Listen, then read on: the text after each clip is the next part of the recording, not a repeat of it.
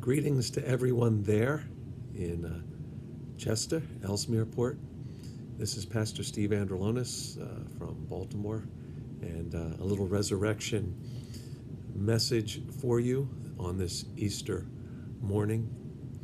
We're just thinking about these things because of who God is and the importance of the empty tomb, and that this Sunday actually came to pass, that the Friday that was so tragic, the burial, Nicodemus, Joseph of Arimathea, wrapping the body of Jesus and putting it into a place, and the stone being fitted there, and the finality of it.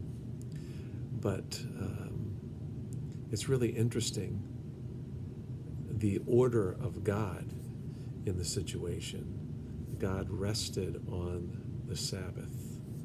God rested.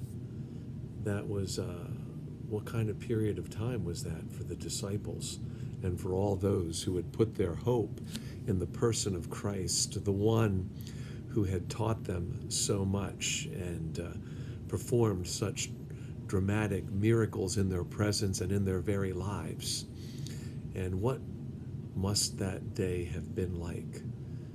The time, sundown Friday until sunup Sunday. Was there any sleeping that went on?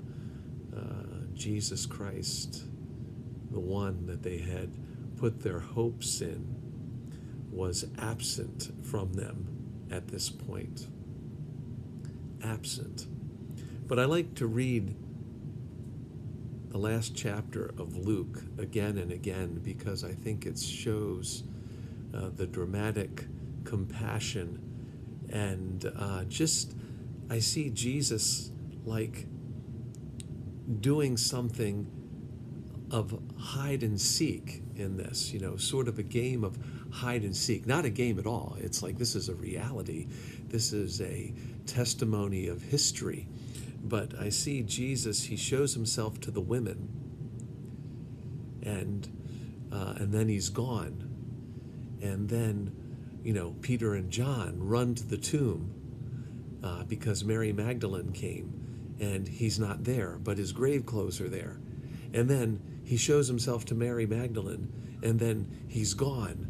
And then these two disciples, Cleopas is the one's name, and then we don't know the name of the other one, but they are running away to a town, trying to get out of Jerusalem, because it's really a tense place at this time. Jesus is missing, and they're fearful for their lives. And then Jesus shows up, and he's right with them, and he's walking with them, and he's talking with them, and they don't really know who he is until the breaking of the bread.